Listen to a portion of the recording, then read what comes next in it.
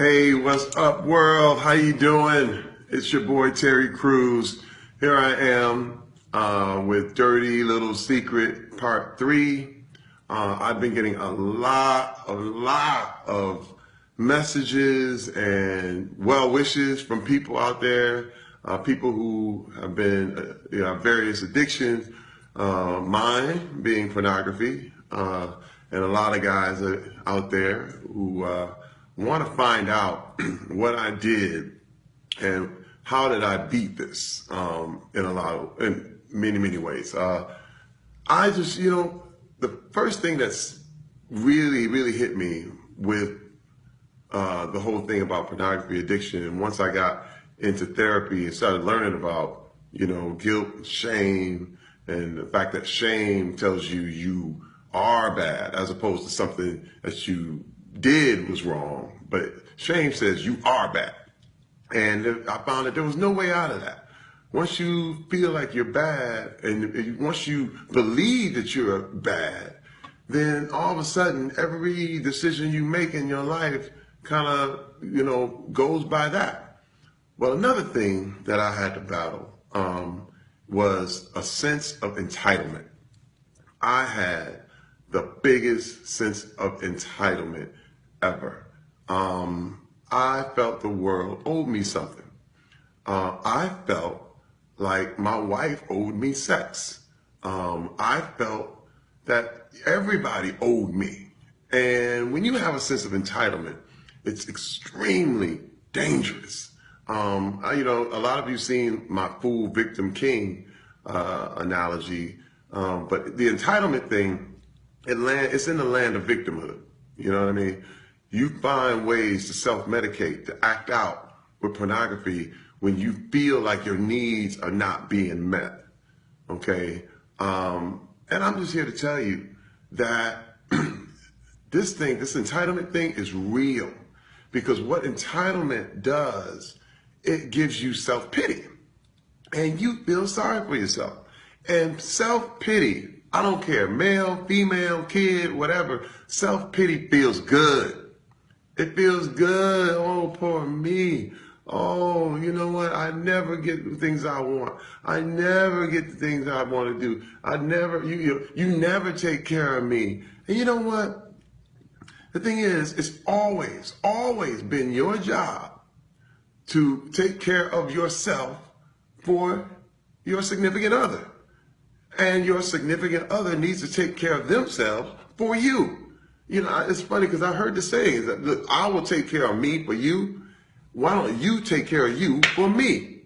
But the problem with that is it always becomes the other person's job to take care of you. And when they don't do it, inevitably, no one can ever meet all the needs of another human being. It just can't happen. So inevitably, when you fail, it sets you up for this self-pity, for this whole thing of entitlement, and you get discouraged, and you go and you use pornography, and you feel justified, and you say, well, I needed this because I'm not getting this from this, I'm not getting it from that. And let me tell you something. This sense of entitlement, and I'm just speaking for men, but it tends to be a very male pride-oriented thing because I believed that I was more valuable than my wife as a human being because I was a man. And when you believe that you are more valuable than another person, you kind of feel like they owe you. And if they don't do what you tell them, then, you're not good enough. And I was wrong. In fact, the belief that I was more valuable than my wife actually made me half a man.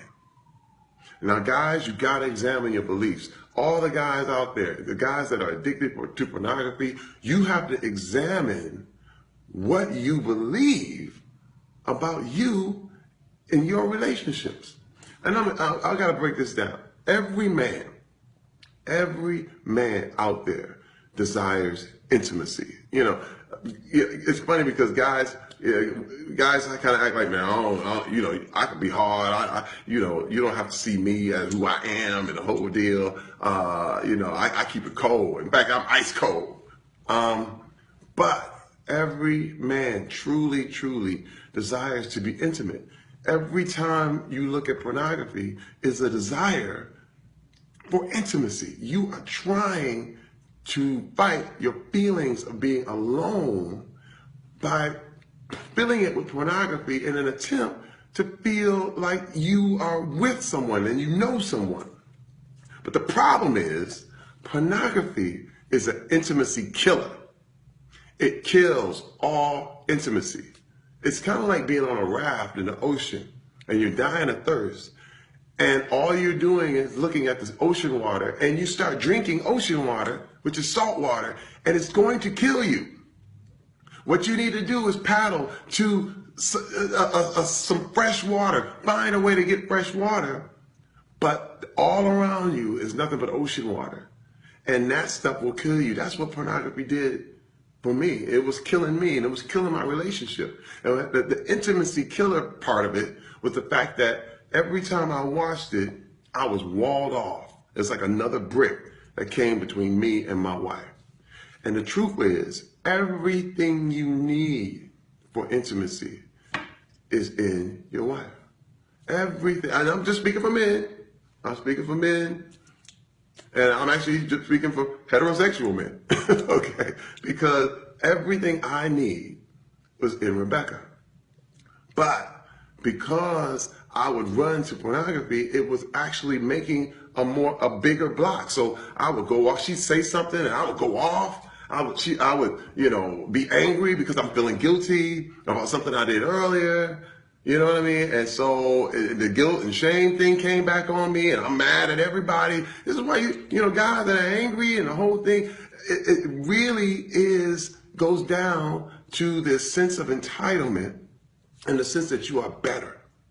And I'm here to tell you that although you are amazing, every person on earth is priceless. You are no better than any other person, and that's male, female. Okay, I've seen, and I can really speak from being a black man. I've been at rallies for equality, and the men are like, hey, hey, bitch, go to the kitchen and get me a sandwich. And you're like, wait a minute, aren't we at the rally for equality? You know what I mean? And you see where, man, even at the rally for racial equality, we don't see that women are equal too. In churches, in organizations, in business, in Hollywood. It's really, really wild. And you see women as objects, as things that are less than, and things to be used. And I'm here to tell you, you have to change and examine what it is you believe if this behavior is going to change. It has to start there. It starts with belief, and then it moves, and it starts to permeate, and your actions begin to change because your actual beliefs change. But if you do not change your beliefs, it is impossible to change your actions. Impossible. That's funny because I've had people tell me, oh man, you can't get a body like Terry Crews without using steroids. But I've never used a steroid. Ever been on steroids. Never. I know that it's possible. But the fact is, there are people out there telling you, you can't live without sex. There's no way. You know what? She better give it to you. And you know what? The truth is, you can. And the truth is that sexual energy is something that you can harness like electricity. And you can use it in the right way at the right time, and it will bless you. But if you don't, if you let it go all over the place, you get electrocuted. Your relationship will be electrocuted. And you'll be wondering why I'm in this spot and I was trying to go this way. That's me. I was trying to go one way and ended up in a whole nother spot and didn't know how I got there. I'm here to tell you, let me see. I know there's a lot of people that are going through this and they're now beginning to share. But you have to be very, very careful. Create a plan. Create a plan how you're going to share with your wife, your girl, and don't blurt it out, because let me tell you, there's a lot of recovery that has to happen for you and her. My wife had to go to therapy too to deal with a lot of these things and a lot of the psychological problems that come from it. So I'm going to stop here. It's been about 10 minutes, but I tell you, I love you guys, and I'm here again. Give me more of your questions, more of your, comments, the whole thing. And we're going to talk about this. We're going to keep talking about it, because the more you talk about it, the more we can beat it. We can beat it. You're going to win. You are going to win. I love you. I love you, Facebook.